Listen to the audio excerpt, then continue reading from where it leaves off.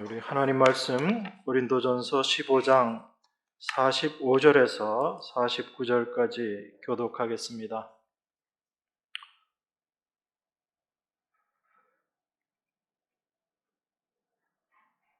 기록된 바 첫사람 아담은 산 영이 되었다 함과 같이 마지막 아담은 살려주는 영이 되었나니, 그러나 먼저는 신령한 자가 아니요 육 있는 자요 그 다음에 신령한 자니라. 첫사람은 땅에서 났으니 흙에 속한 자이거니와 둘째 사람은 하늘에서 나셨느니라. 무릇 흙에 속한 자는 저 흙에 속한 자들과 같고 무릇 하늘에 속한 자는 저 하늘에 속한 자들과 같으니. 같이 읽겠습니다. 우리가 우리가 흙에 속한 자의 형상을 입은 것 같이 또한 하늘에 속한 자의 형상을 입으리라. 아멘.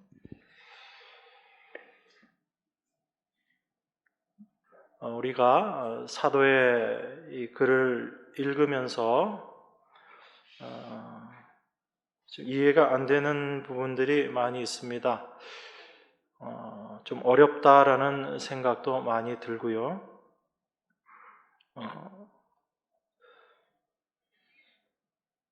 그런 면에서 왜 이게 쉽게 우리에게 이해가 되지 않는가라는 그 이유를 우리가 좀 생각해 볼 수 있습니다. 제가 이렇게 말씀드리니까 여러분 혹시 또 속으로 나는 읽으면 읽을수록 더 잘 이해가 되는데 목사님은 잘 이해가 안 되시나 보다, 그렇게 생각하실 수도 있겠는데,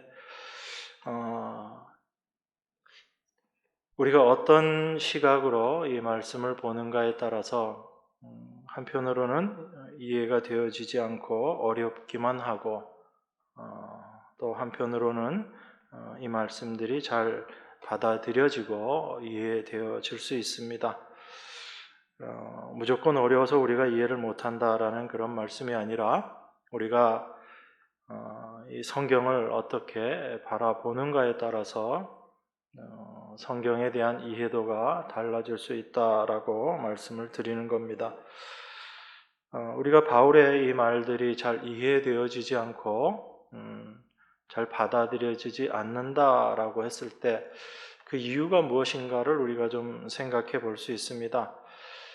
단지 사도는 굉장한 어떤 신앙적으로 성숙한 사람이고 아주 높은 경지에 있는 분이기 때문에 그 위치에서 이야기하는 것이고, 그래서 우리는 그 사도보다 수준이 좀 낮은 그런 사람들이기 때문에 이해가 되지 않는 것인가, 우리가 그렇게 생각할 수 있다라는 것입니다.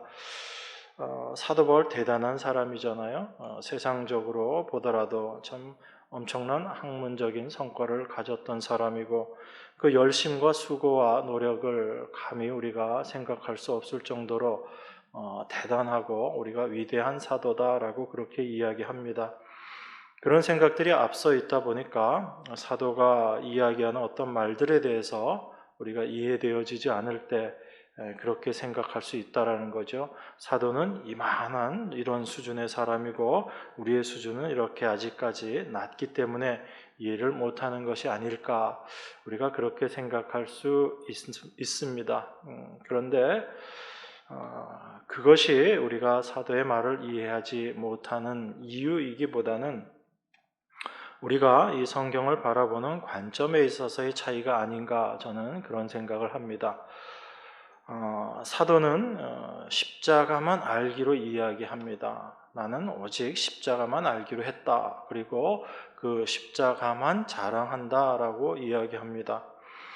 그럼 사도에게 있어서 관심은 무엇밖에 없냐면 예수 그리스도께서 피 흘리신 그 십자가밖에 없다라는 이야기입니다. 그 십자가만을 알기를 원하고 그 십자가만을 이야기하는 것, 이게 사도가 이야기하는 것입니다.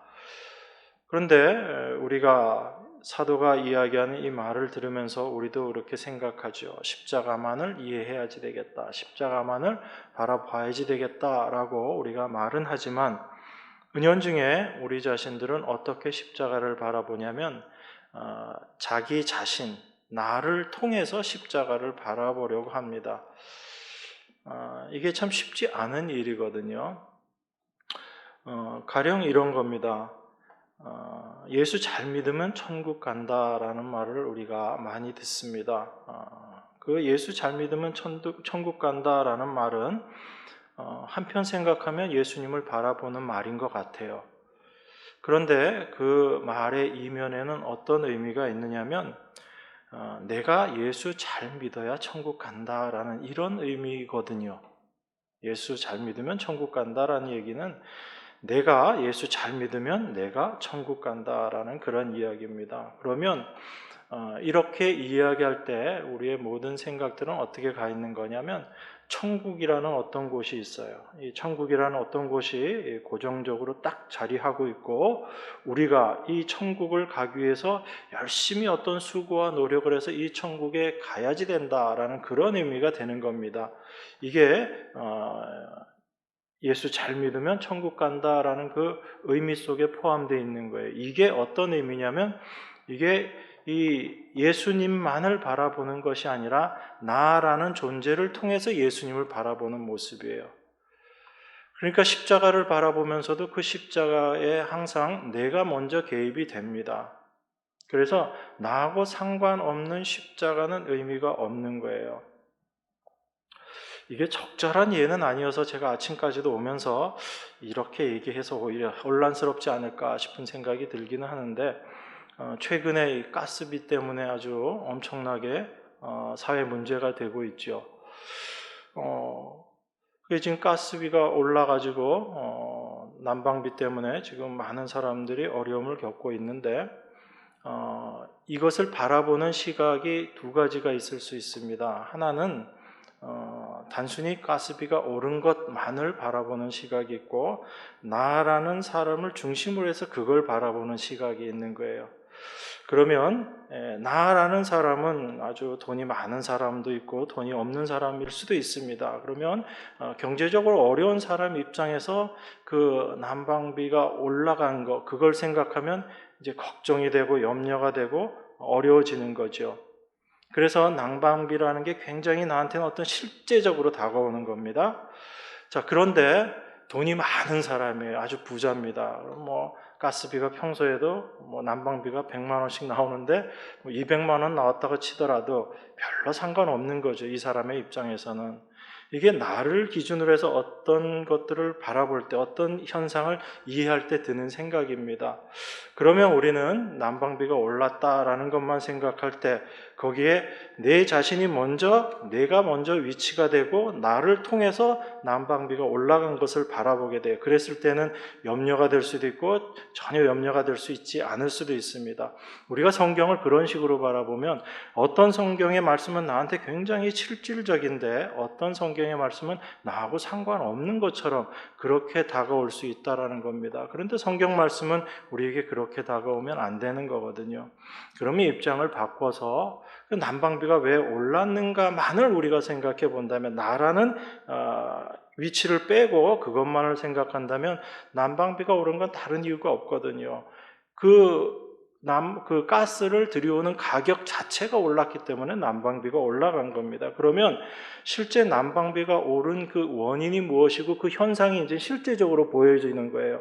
이게 나한테 영향이 있다, 영향이 없다를 떠나서 이 현상 자체가 실질적으로 보이는 겁니다. 난방비가 올라간 이유가 바로 원래 원료되는 천연가스가 가격이 올랐기 때문에 이렇게 된 것이다. 이런 거죠. 우리가 예수님의 십자가를 바라보는 것도 그런 의미입니다. 잘 연관 지으셔야지 돼요. 여러분 기준에서 예수님의 십자가를 바라보면요. 그 십자가는 그저 나를 구원해주는 십자가인 것입니다. 그리고 내가 구원받았다라고 생각할 때는 그 십자가는 나한테 별로 감흥이 안 되어지는 거예요. 그리고 나서 구원받은 나로서 저 십자가가 또 어떻게 나에게 유익한 것인가만을 생각하죠. 그러니까 성경 말씀을 볼 때 어떤 말씀은 예전엔 나한테 참 은혜로 다가오고 감동으로 다가왔었는데 지금은 그저 이 말씀은 나한테 너무나 당연한 것이고 이제 좀 더 나에게 뭔가 도움이 될 수 있는 그런 말씀이 무엇인가, 나를 영적으로 더 성숙시킬 말씀이 어떤 것이 있는가, 거기에 관심을 두고 찾아보게 됩니다. 이게 우리가 예수님의 십자가를 오해하게 되는 성경을 오해하게 되는 그 모습인 거예요. 그런데 우리가 나라는 이 관점에서 제외되어서 오직 십자가만을 바라보면 무엇이 보이냐면, 여러분 뭐가 보여요? 십자가만을 바라보면 하나님의 일하심이 보이는 거예요. 나를 기준으로 해서 십자가를 바라보면 무엇이, 그 십자가가 나에게 어떻게 유익한가라는 관점에서 이해되어지지만, 나라는 존재를 빼고 십자가를만 올바로 바라보면, 그 십자가만 바라보면 그 십자가 안에서 일하시는 하나님의 일하심, 그것만 보여지게 되는 것입니다. 이게 우리가 성경을 바라보게 될 때 차이가 나는 부분들인 거예요. 그래서 똑같은 하나님의 말씀을 보면서도 그 말씀을 통해서 하나님이 어떻게 일하고 계신가, 그것을 알게 될 때 하나님의 은혜가 무엇인지를 알게 되는 겁니다. 그런데 우리가 그렇게 성경을 바라보지 않고 나에게 유익한 말씀, 내가 이 말씀을 실천해서 내가 어떤 유익을 얻을까, 내가 어떤 복을 얻을까라는 생각으로 말씀을 바라보게 되면, 이 말씀은 어떤 구절은 나에게 은혜가 되지만 어떤 구절은 은혜가 되지 않고 여전히 그냥 말씀으로 지나갈 뿐이다라는 거죠. 그게 사도 바울의 예언기를 우리가 잘 이해하지 못하고 어려워지는 그런 이유 중에 하나다라고 볼 수 있습니다. 그런 관점에서 이 천국이라는 거, 예수님께서 우리에게 천국이라는 것을 선물하셨는데, 예수 믿으면 천국 간다라는 것도 내 기준에서 바라보게 되니까 천국은 고정되어 있는 것이고 우리가 열심히 수고해서 천국을 가야지 되고 거기서 뭔가를 누려야지 된다라고 생각하는 거죠. 그런데 나라는, 내가 뭔가를 한다는 입장을 내려놓고 순수하게 십자가를 바라보고 하나님의 일하심만을 생각한다면, 천국은 어떤 곳이냐면 우리가 열심히 수고하고 애써서 가는 것이 아니라 하나님의 택하신 백성들에게 천국이 임하는 거예요. 이게 성경이 우리에게 이야기하고 있는 모습이거든요. 그런데 많은 사람들이 인간이 뭔가 수고하고 열심을 다해서 그곳에 가야지 되는 것으로 생각하고, 그러한 수고와 열심과 노력으로 말미암아 그곳에서 무언가 더 많은 것들을 얻어야지 된다, 얻을 수 있다라고 생각하는 것입니다. 그러다 보니까 어려운 거예요. 이해가 되지 않는 겁니다. 성경은 그 하나님 나라는 하나님께서 창세전에 택하신 백성들에게 하나님께서 주권적으로 역사하셔서 임하는 곳, 그것이 바로 천국이다라고 이야기합니다. 그래서 하나님이 택하신 백성들이 아무것도 한 것 없이, 정말 어떤 노력도 없이 천국 백성 되는 것, 이게 성경이 이야기하는 천국 백성의 개념이죠. 그래서 거기서 벗어나서 우리가 성경을 바라보게 되면 힘들어지고 어려워지고 이해가 잘 되어지지 않는 것입니다. 그런데 이러한 성경적인 사고가 기존에 있는 세상의 사람들은 절대로 이해할 수 없는 거거든요. 세상은 그렇게 되어지는 것을 본 적이 없기 때문에 그렇습니다. 세상에서는 뭔가 열심하고 뭔가 노력하고 뭔가 수고하고 애써서 얻는 것, 그것이 어떤 결과물로 나와지는 것이다 라고 생각하기 때문에 그렇습니다. 이 세상이라는 것은 나라는 존재를 제외하고서는 절대로 생각할 수 없는 것이 세상이기 때문에 그렇습니다. 그래서 세상 사람들이 하는 이야기 중에 그런 게 있잖아요. 내가 죽고 나면 뭐 어떤 거 부귀영화도 아무 의미 없다라고 이야기하는 것조차도 한편 참 성경적인 것 같으면서도 그것이 성경적이지 않을 수 있다라는 것입니다. 여전히 자기가 중심이 되어서 모든 것들을 바라보는 거예요. 그런데 하나님 중심으로 바라보게 되면 내가 있든지 없든지, 내가 수고를 하든지 안 하든지, 내가 죽든지 살든지 아무 상관없이 하나님의 일은 누가 하시는 거예요? 하나님이 하시는 거예요. 그 일을 하나님께서는 이루어내시고 완성하시는 것입니다. 그게 우리가 성경을 올바로 바라보는 그 시각이 돼야지 되는 것입니다. 그래서 이렇게 세상이 이해할 수 없고 도무지 세상에는 없었던 그런 방식으로 그런 방식이, 그러한 모습이, 그러한 일들이 예수님이 이 땅에 오심으로 말미암아 비로소 이 세상에 생겨난 거예요.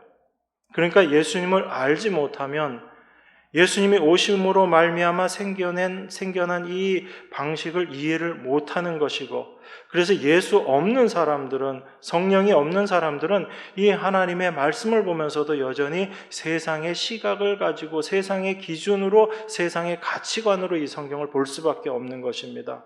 그런 사람들에게는 열심히 수고하고 애쓰면 얻는다라는 그런 식으로 성경이 보여질 수밖에 없지만, 이 예수님이 내 안에 들어오셔서 그 예수님의 방식이 어떤 것인지를 알게 된 사람들은 이 성경을 보면서 하나님께서 어떻게 일하시고, 일한 것이 없이 하나님께서 당신의 택하신 백성들에게 쏟아 부어주는 은혜가 무엇인지를 알게 되고, 그 은혜를 깨닫게 될 때 감사함으로 말미암아 하나님께 영광 올려드리는 삶을 살 수 있게 되는 것입니다. 이것이 이 세상이 알고 있는 이 세상의 방식과 다른 하나님의 방식이다라는 것을 여러분들이 먼저 기억하셔야지 됩니다. 여러분, 계시록에 보면 천국이 어떤 모습인가를 설명해 놓은 구절이 있습니다. 계시록 21장 18절에서 20절 제가 봉독하겠습니다. 그 성곽은 벽옥으로 쌓였고 그 성은 정금인데 맑은 유리 같더라. 그 성의 성곽의 기초석은 각색 보석으로 꾸몄는데 첫째 기초석은 벽옥이요, 둘째는 남보석이요, 셋째는 옥수요, 넷째는 녹보석이요, 다섯째는 홍만호요, 여섯째는 홍보석이요, 일곱째는 황옥이요, 여덟째는 녹옥이요, 아홉째는 담황옥이요, 열째는 비치옥이요, 열한째는 청옥이요, 열두째는 자수정이란 얘기죠. 이렇게 이야기합니다. 이렇게 천국을 묘사하고 있잖아요, 여러분. 여러분이 이 말씀 보시면서 천국은 어떤 곳이에요? 여러분들이 이렇게 딱 가서 보면 그 천국은 바닥에 전부 금으로 쫙 깔려 있고, 그 성곽들이 있는데 그 성이 금으로 돼 있고, 그 다음에 각각 보석들이 이렇게 우리가 눈에 보이는 그런 보석들이 박혀 있는 곳, 그런 곳인가요? 여러분, 이 계시록 말씀 보실 때 어떻게 보세요? 그 정말 천국 가면 막 사방에 막 보석이 박혀 있고, 바닥은 전부 금으로 되어 있고, 성벽도 다 금으로 되어 있고, 그런 곳인가요? 우리가 생각하는 그런 물리적인 보석이 있는 곳은 아니잖아요. 그냥 우리가 생각하기에 이 보석이라는 게 참 가치 있는 것이다라고 생각하고 그 값비싼 보석으로 장식되어 있는 천국을 상상하니까 천국 갔다 왔다라고 이야기하시는 분들이 천국에 갔더니 정말 다 금으로 되어 있고 사방에 보석이 박혀 있고, 이렇게 실제 그것이 있는 것으로 그렇게 이야기하기도 합니다. 그 사람들이 그 경험이 어떠한 것인지에 대해서는 제가 이야기하고 싶지는 않지만, 중요한 것은 우리가 생각하는 것처럼 그런 실제적인 그런 보석이 있는 것이 아니라, 그 천국이 이렇게 보석으로 치장되어 있다라는 것은, 이 보석은 바로 하나님의 백성들, 우리 성도들을 이야기하는 거잖아요. 그러니까 성도가 바로 보석과 같은 존재다라는 것을 우리에게 이야기해 주는 것. 그래서 우리가 이후에 천국 갔을 때 그곳은 보석과 같은 성도들이 함께 모여서 있는 곳이 천국이다라는 것을 우리에게 지금 설명해 주고 있는 거예요. 그런 의미에서 우리가 성경을 이해할 때도 잘 이해를 해야지 된다라는 것입니다. 이처럼 보석이라는 것 자체가 성도를 의미하는 거거든요. 우리가 이 세상에서 어떠한 삶을 살았던, 또 어떠한 어려움을 겪었던, 어떠한 대우를 받고 살았던 우리 성도들은 다 보석과 같은 존재다라는 것을 이 계시록 말씀을 통해서 지금 우리에게 이야기해주고 있는 것입니다. 여러분들이 이 세상에서 살 때는 그저 돌이었다가 나중에 천국 가서 보석이 되는 게 아니란 이야기예요. 이 말씀 여러분 잘 이해하셔야지 됩니다. 하나님의 백성들은요, 이 세상에서 돌이었다가 변화되어서 보석되는 게 아니에요.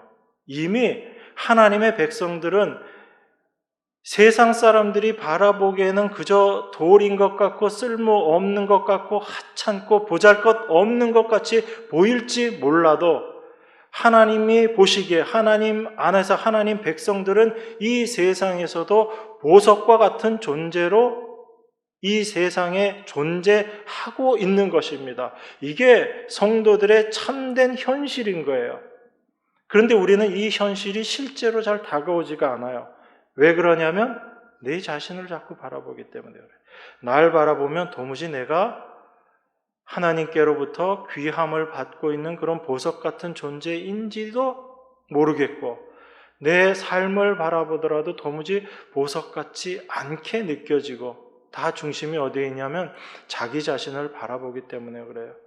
하나님이 나를 보석같이 다루신다면 이런 질병 같은 건 나한테 없어야지 될 텐데 이런 삶의 고난이 없어야지 될 텐데 우리 가정 가운데 이런 어려움이 없어야지 될 텐데 왜 이런 일들이 있는가라고 생각하면서 스스로 하나님이 우리에게 규정해 놓으신 우리의 참된 현실을 우리 스스로 부정하는 거예요. 무엇을 바라보면서? 내 눈에 보이는 그 현실을 바라보면서 하나님이 우리에게 어떠한 모습이고 어떠한 현실을 우리에게 만들어 주셨다라는 것을 잊어버리는 그런 모습으로 우리가 살아가게 되는 것입니다. 예수님은 우리를 세상의 빛이다라고 이야기하셨거든요. 이미 우리는 그 예수 그리스도로 말미암아 이 세상에서 보석처럼 빛나는 그런 빛의 존재로 살아가게 되는 것입니다. 우리가 그 현실을 빨리 이해할 수 있어야지 돼요. 사도 바울이 고린도전서 15장 43절 44절에서 이렇게 이야기하죠. 욕된 것으로 심고 영광스러운 것으로 다시 살며 약한 것으로 심고 강한 것으로 다시 살며 육의 몸으로 심고 신령한 몸으로 다시 사나니 육의 몸이 있은즉 또 신령한 몸이 있느니라 이렇게 이야기합니다. 그런데 우리는 이 말씀을 보면서도 우리의 몸은 지금 욕된 것이고 약한 것이고 이 육의 몸이다라고 생각하고 여기만 바라보고 있는 거예요. 이게 우리의 현실이다라고 그렇게 생각합니다. 그런데 사도는 오히려 이것이 참된 현실이 아니라 하나님께서 우리에게 허락하신 것, 영광스러운 것으로 다시 살아난 몸, 그리고 강한 것으로 다시 살아난 몸, 이 신령한 몸으로 살아가고 있는 것, 이것이 너희들의 현실이다라고 바울은 지금 그렇게 이야기하는 겁니다. 그런데 우리는 이 현실이 오히려 현실로 여겨지지 않고 이전에 육의 현실이 실제적인 현실인 것처럼 자꾸 생각하는 거예요. 그건 여전히 우리 자신을 바라보고 있기 때문에 그렇습니다. 그런데 사도는 우리 이전의 모습을 이야기하는 것이 아니라 그리스도 안에서 하나님의 백성된 우리들 어떤 모습으로 실제 존재하고 있는가, 우리의 참된 현실이 무엇인가를 지금 우리에게 이야기하고 있는 것입니다. 이 세상을 살아가고 있는 하나님의 백성들은 영광스러운 몸으로 이미 다시 살아난 존재들이다라고 이야기하고 있고요. 강한 것으로 다시 살아난 존재들이고 신령한 몸으로 다시 살아난 존재들이다라고 이야기합니다. 이것이 성도들의 참된 현실이다라고 이야기하고 있는 거예요. 그래서 여러분들이 여전히 이 말씀이 현실로 다가오지 않는 것은 어떻기 때문에 그래요? 여러분 자신을 통해서 이 말씀을 바라보고 있기 때문에 그래요. 나를 통해서 이 말씀을 바라보니까 여전히 아닌 것 같아요. 그런데 그 나를 통해서 바라보지 않고 십자가를 통해서 예수 그리스도를 통해서 이 말씀을 바라보면 이것이 오히려 실제인 거예요. 영광스러운 몸이고요, 강한 몸이고요, 신령한 몸이고 거룩한 몸이다라는 얘기입니다. 이것이 우리가 부활의 몸으로, 부활의 생명으로 살아가는 성도들의 참된 존재, 현실인 거죠. 그래서 여러분들이 십자가만을 바라보고 우리의 모습을 이해하는가, 우리의 현실을 이해하는가, 아니면 십자가가 아닌 자기를 통해서 자기 자신을 이해하려고 하는가, 이렇게 차이가 나는 것입니다. 그래서 이미 우리는 신령한 몸으로 다시 살아난 것, 이게 성도들의 참된 현실이다라는 것을 여러분들이 늘 생각해야지 됩니다. 그런데 이 현실이 실제 현실로 잘 이해되어지지 않고 이것이 자꾸 외면받는 것은 자기 자신을 바라보고 있기 때문에 그렇다라는 것을 여러분들이 늘 생각해야지 됩니다. 우리 인간의 본성 자체가 이 육을 입고 있기 때문에 육을 중심으로 자꾸 모든 것들을 생각하는 거예요. 그 육을 바라보다 보니까 현실만이 보이고 내가 지금 속해 있는 이것이 실제인 것이다 라고 생각하지, 그리스도 안에 있는 하나님의 백성으로서의 나라는 존재가 어떠한 모습인지에 대해서는 우리가 자꾸 외면하게 되는 것입니다. 그 모습은 그저 나중에 이후에 우리가 부활하게 될 때 그때의 모습일 것이지 라고만 생각하는 거예요. 그러니까 부활은 나중에 있어질 일이고 그 거룩한 몸이고 신령한 몸은 나중에 되어질 것이다 라고만 생각하는 거지, 지금 현재의 현실이다 라는 생각을 자꾸 우리가 잊어버리게 되는 것입니다.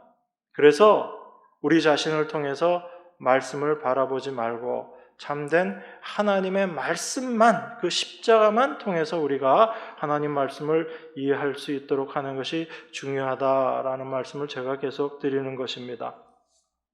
45절에 보면 이렇게 이야기합니다. 기록된 바 첫사람 아담은 산영이 되었다 함과 같이 마지막 아담은 살려주는 영이 되었나니, 이렇게 이야기하죠. 그러나 먼저는 신령한 자가 아니요 육 있는 자요 그 다음에 신령한 자니라, 이렇게 이야기합니다. 자, 첫사람 아담은 산영이 되었다 함과 같이 마지막 아담은 살려주는 영이 되었나니, 그러나 먼저는 신령한 자가 아니요 육 있는 자요 그 다음에 신령한 자다. 그러면 지금 우리는 이전에 처음 우리가 육의 몸으로 육 있는 자로 나왔을 때는 그 아담에 속한 자로 나왔어요.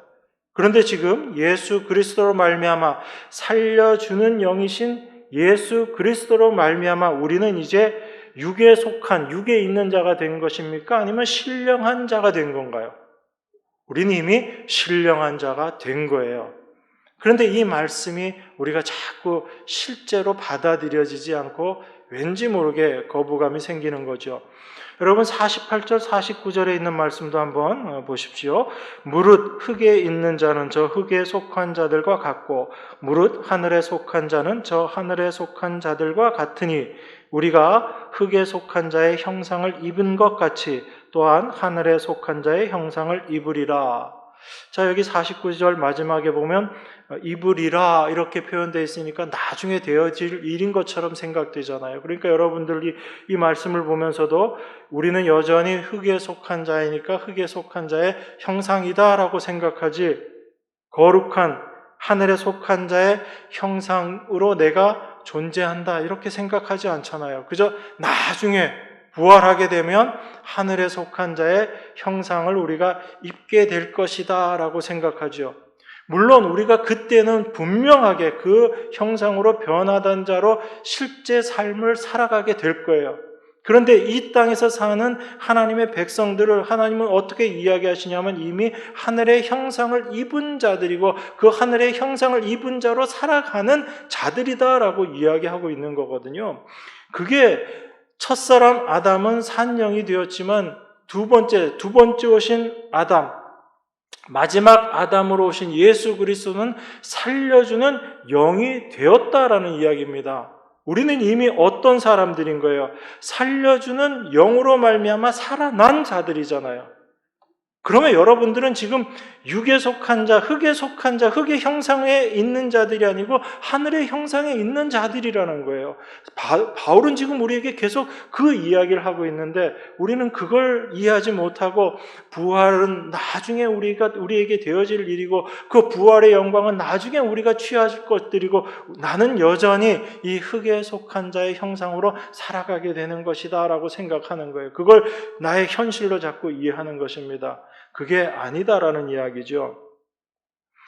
이미 예수 그리스도께서 십자가에서 그 모든 것들을 이루시고 그리스도의 영이 우리 안에 오심으로 말미암아 우리는 하늘에 속한 자의 형상으로 살아가는 것이 우리의 참된 현실이다라는 거예요. 그걸 사도가 로마서에서 어떻게 이야기하는가 하면 로마서 8장 9절입니다. 여러분 잘 아시는 구절이 로마서 8장 9절 같이 한번 읽겠습니다. 로마서 8장 9절 시작. 만일 너희 속에 하나님의 영이 거하시면 너희가 육신에 있지 아니하고 영에 있나니 누구든지 그리스도의 영이 없으면 그리스도의 사람이 아니라. 지금 바울이 뭐라고 이야기하죠? 만일 너희 속에 하나님의 영이 거하시면 너희가 어디에 있지 아니하고 육신에 있지 아니하고 어디에 있대요? 영에 있나니 누구든지 그리스도의 영이 없으면 그리스도의 사람이 아니라. 여러분 안에 그리스도의 영이 계십니까? 안 계십니까? 계시잖아요. 여러분들이 어떤 수고를 해서 그분이 여러분 가운데 오셨어요? 아니면 여러분들 아무 노력하지 않고 아무 수고하지 않았는데 그 그리스도의 영이 여러분들에게 오신 거예요. 여러분들의 어떤 수고도, 여러분들은 도무지 그분이 어떤 분인지도 사실은 몰랐던 거예요. 하나님이 어떤 분인지도 모르고 하나님이 어떤 일을 하셨는지도 몰랐는데 어느 날 하나님의 영이 우리 안에 오심으로 말미암아 내가 어떤 자가 되었고 하나님이 어떤 일을 하셨고 예수님이 십자가에서 이루어 놓으신 일이 무엇인지를 분명히 깨달아 알게 되는 거잖아요. 이 모든 것들이 하나님의 영이 우리 안에 오심으로 말미암아 우리가 알게 된 거죠. 그래서 우리가 영의 사람, 그리스도의 사람이 된 거잖아요. 그런데 왜 여전히 이 부활을 이야기할 때는 나중의 것이라고 자꾸 우리들이 생각하는가라는 거예요. 바울은 이미 우리 안에 그리스도께서 계시면 우리는 영에 속한 자들이고 하늘에 속한 자들이다라고 그렇게 이야기합니다. 사도의 이 로마서 표현대로 이야기하면 누구든지 그리스도의 영이 있다면 그는 이미 살려줌을 받은 자들이란 얘기예요. 죽은 자들이 아니란 얘기입니다. 살려주는 영으로 오신 그리스도로 말미암아 살려짐을 받은 자들이 바로 하나님의 백성들이란 얘기입니다. 죽은 자에서 산 자들이 다 되었다라는 이야기예요. 육의 몸으로 심고 신령한 몸으로 다시 살아난 자들인 거예요. 여러분들은 이미. 이것이 바로 성령 받은 사람들이란 얘기입니다. 그리스도의 영으로 말미암아 그리스도의 사람이 되었기 때문에 이제는 세상이 자랑하는 것들이 다 쓸모없게 그렇게 보여지고 그렇게 받아들여지는 그런 하나님의 백성이 이미 된 거예요. 그 하늘에 속한 자임을 알게 되었을 때 이 세상에 속한 것들은 이제 아무 쓸모없는 것들이라는 것이 자연스럽게 받아들여지는 겁니다. 억지로 저거 내가 배설물로 여겨야지, 저거 쓰레기로 여겨야지, 그렇게 한다고 해서 그게 쓰레기가 되고 배설물로 되나요? 배설물로 여겨야지 하면 더 나한테 보석처럼 다가오는 것이 그런 것들 아니에요. 세상 것들. 그런데 내 위치가 어떠한지가 분명하게 깨달아지면 그 이전에 그 좋던 세상의 것들이 허탄한 것이라는 걸 알아요. 물론 그것이 나에게 지금 이 육의 몸으로 살아가고 있는 나에게 유익하고 도움이 되고 필요하다라는 건 압니다. 그렇지만 그것이 이전에 내가 생각했던 정말 나에게 생명과 같은 것이다라는 그 생각에서는 이제 멀어지는 거예요. 여러분 억지로 자꾸 쓰레기로 여기려고 하지 마세요.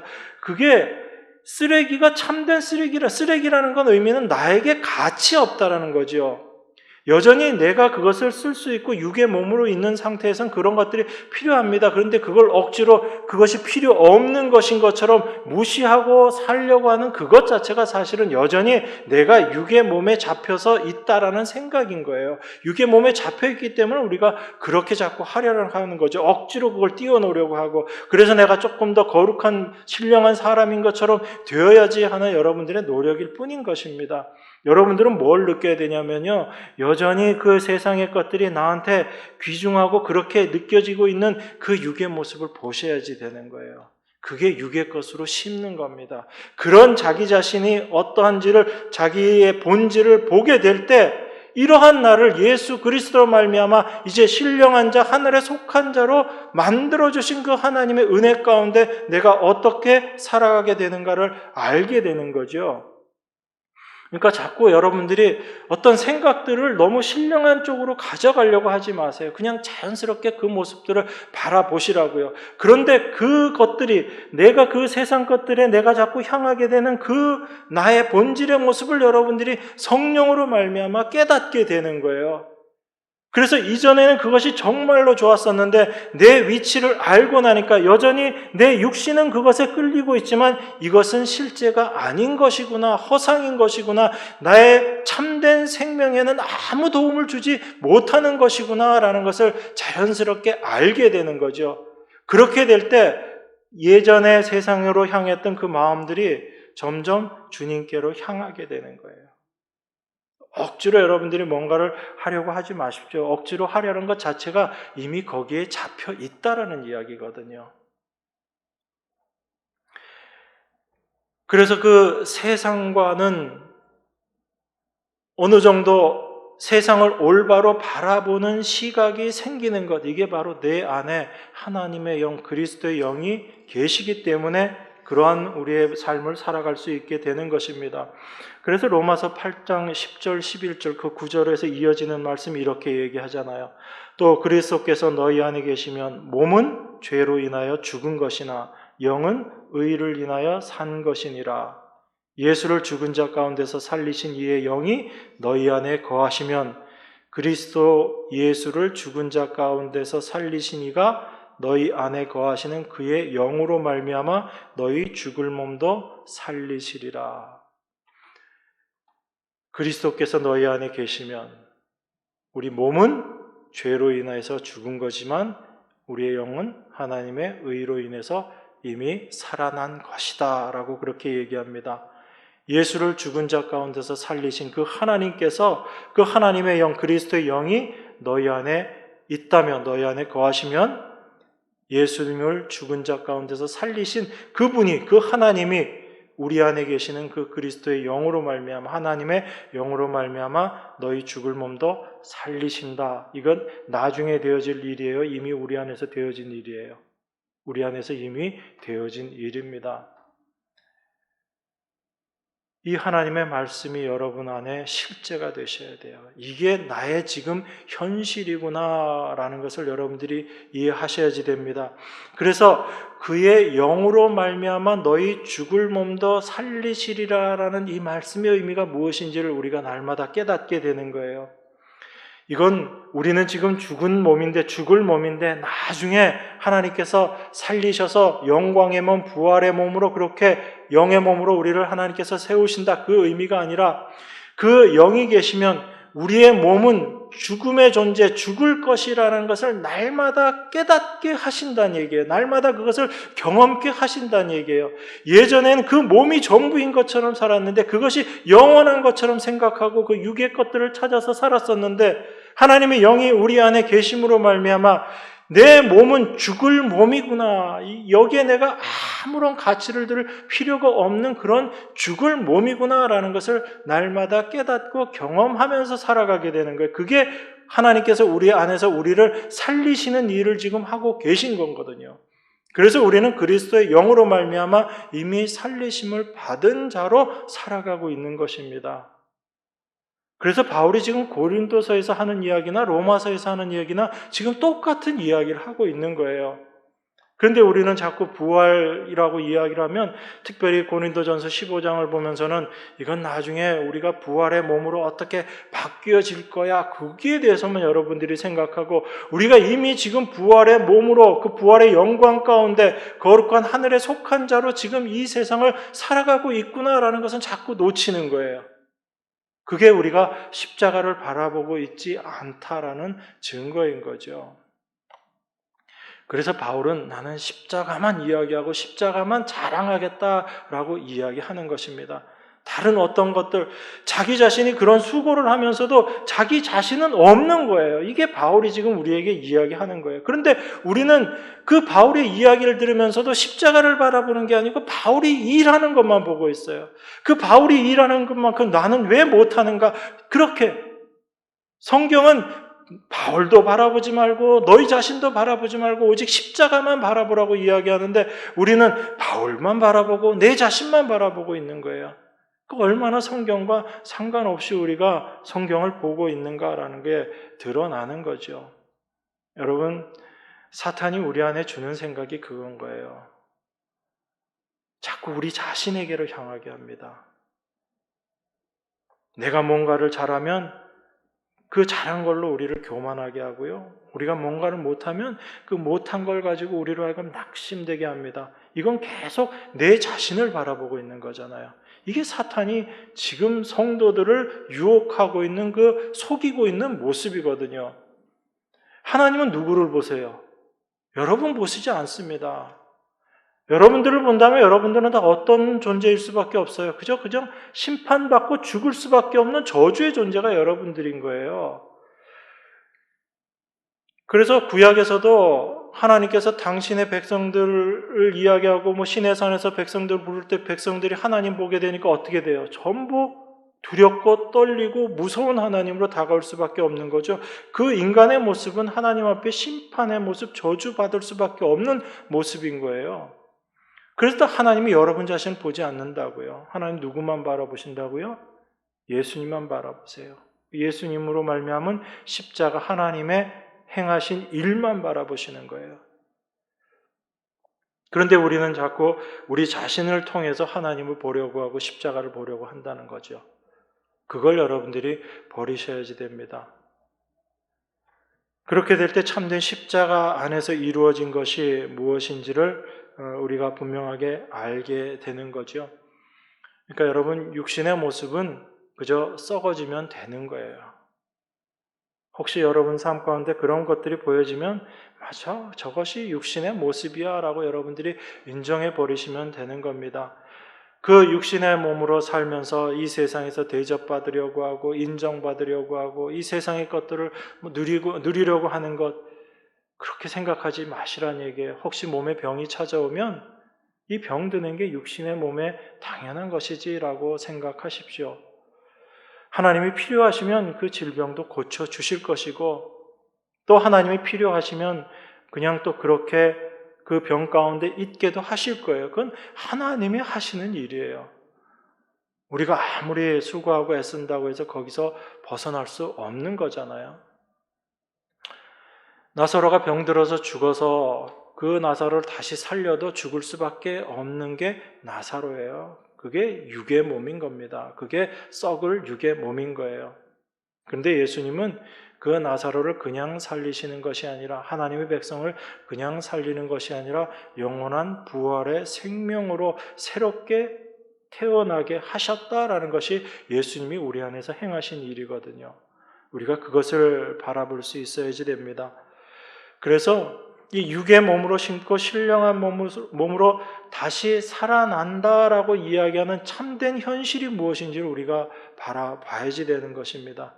여전히 우리는 육의 몸에 육의 것들, 썩을 것들 가지고 계속 심는 그 일을 하지만 그것이 육의 몸이라는 것을 우리가 다시 한번 확인하는 것뿐인 거죠. 중요한 것은 우리는 하나님 안에서 거룩한 자, 하나님께 속한 자로 신령한 몸으로 살아가는 존재들이다라는 것을 여러분들이 분명하게 인식하고 있는 것이 필요합니다. 그래서 그리스도의 영이 우리 안에 계시면 우리의 몸은 그런 썩을 것이라는 것, 그런 육의 몸이라는 것, 그 현실을 우리에게 깨닫게 해주시는 것, 이게 성령이 우리 안에서 행하시는 일이다라는 것입니다. 그래서 46절에서도 이렇게 이야기하는 거예요. 그러나 먼저는 신령한 자가 아니요 육 있는 자요, 그 다음에 신령한 자다라고 그렇게 이야기하는 것입니다. 우리 존재가 어떠한 존재인지를 알게 되었을 때 이러한 우리를 하나님께서 어떠한 존재로 만드셨는가를 우리가 알게 되는 거죠. 그래서 성령이 우리 안에서 행하시는 일은 우리가 그러한 육에 속한 자임을 계속 알게 해주시는 거예요. 거기에 그 육에 속한 존재가 어떠한 존재인지를 깊이 알아가면 알아갈수록 그러한 나를 하나님께서 어떠한 은혜로 지금 신령한 거룩한 존재로 만드셨는가라는 것에 대한 참된 감사가 나오게 되는 것입니다. 그래서 성령은 우리를 그 자리로 인도하는 거예요. 그 모습으로 우리를 끌고 가시는 것입니다. 그러니까 여러분들이 이 세상 살아가면서도 열심히 신앙생활 하셔야 되는 거예요. 교회 생활도 열심히 하셔야지 되고요. 봉사도 열심히 하셔야 되고요. 사회에 나가서도 사회를 위해서 봉사도 열심히 하셔야지 되는 겁니다. 그런 것들 하지 말란 이야기가 아니에요. 그런데 그러한 수고와 열심들을 정말로 할 때 혹시 여러분들에게 누가 정말 당신은 그래서 천국 갈만 하네요 라고 이렇게 이야기한다면, 당신은 정말 그리스도인 맞네요 라고 이야기하면 여러분들 이렇게 얘기하셔야 되는 거예요. 네, 그래서 제가 천국 갑니다 라고 이야기하는 것이 아니라, 내가 이런 열심을 하고 이런 수고를 하고 이런 사회적으로 인정받는 일을 하지만 이런 걸로는 절대 천국 갈 수 없는 존재입니다. 나는 그런 존재입니다. 이걸 고백하는 자들이 되어야지 되는 거예요. 근데 그렇게 되지 않으면 그저 세상 일과 그 교회 일이라는 것들을 어떤 신령한 것과 신령하지 않은 것으로 구별해가지고 이거는 그냥 우리가 무관심하게 해야지 되고 해도 되고, 우리가 생각하는 신령한 일이라는 것만 열심을 내야 된다라고 생각하죠. 그러다 보니까 아주 이상한 그리스도인이 되어버리는 거예요. 성경은 절대 그렇게 얘기하지 않거든요.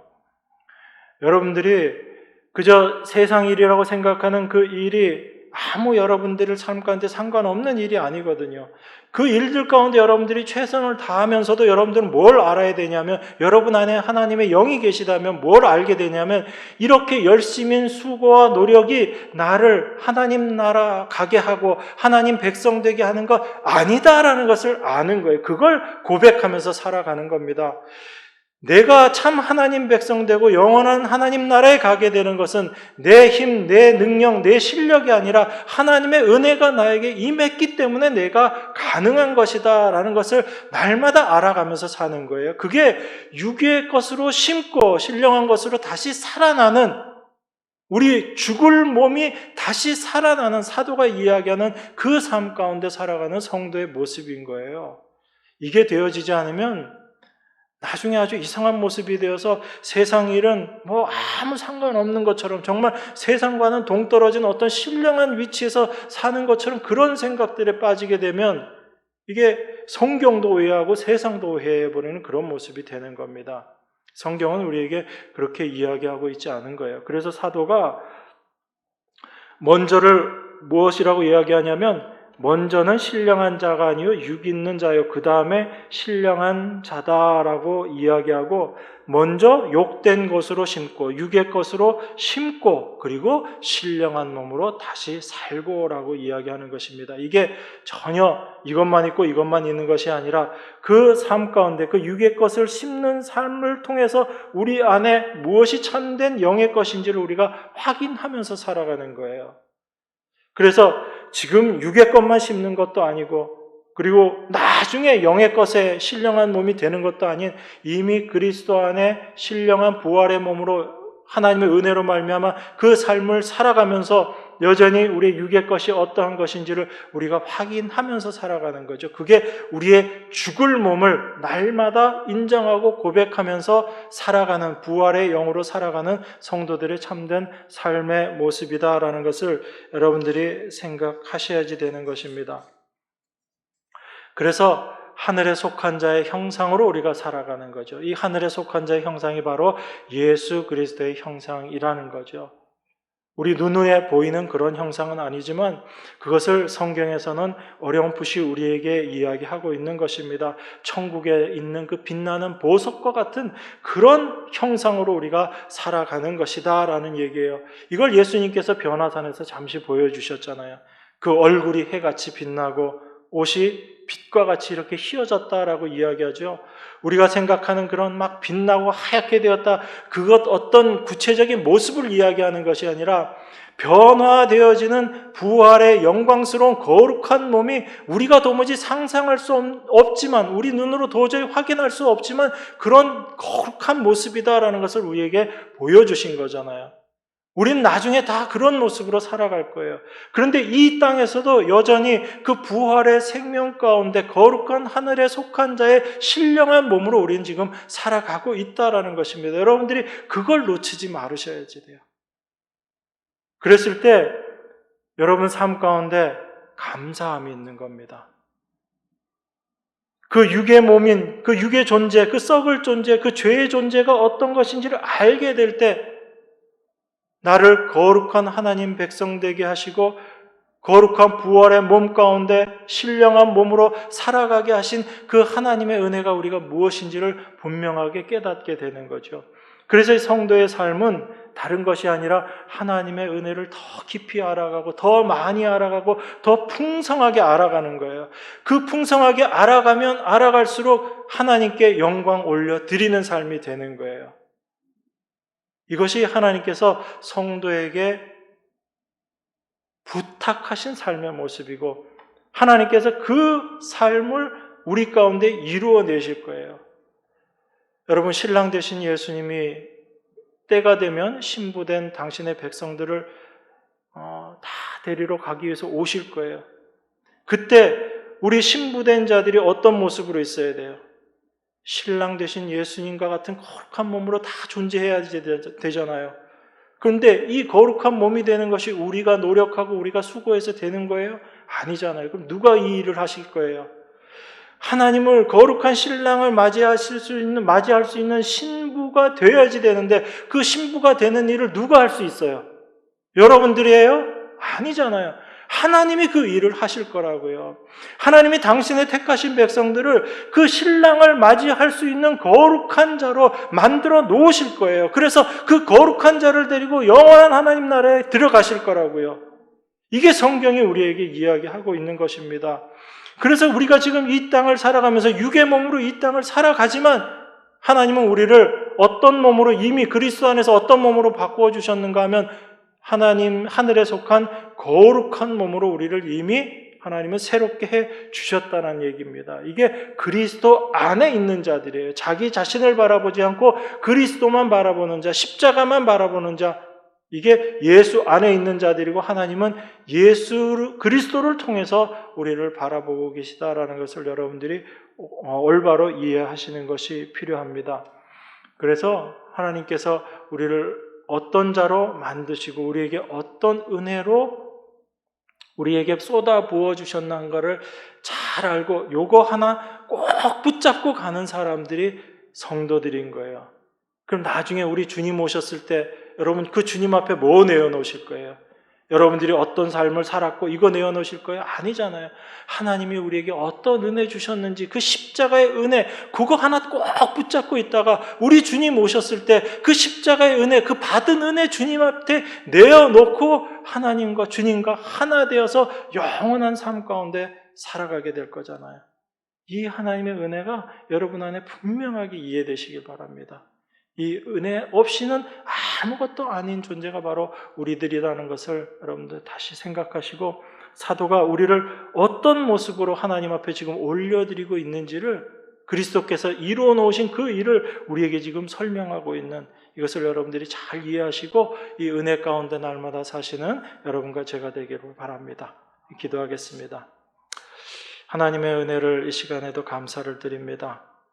예수 그리스도를 통해서 완성시켜 놓으신 당신의 거룩한 백성이 어떠한 존재들인지 이 땅을 살아가는 우리들이 어떠한 존재들인지 말씀을 통해서 올바로 깨닫기를 원합니다. 그래서 하나님이 우리에게 이루어 놓으신 참된 현실이 무엇인지를 믿음의 눈으로 올바로 바라봄으로 말미암아 하나님 은혜 앞에 감사하며 하나님께 영광 올려드리는 저희들 모두의 삶이 될 수 있도록 축복하여 주시옵소서. 귀하신 예수 그리스도 이름으로 기도드리옵나이다. 아멘.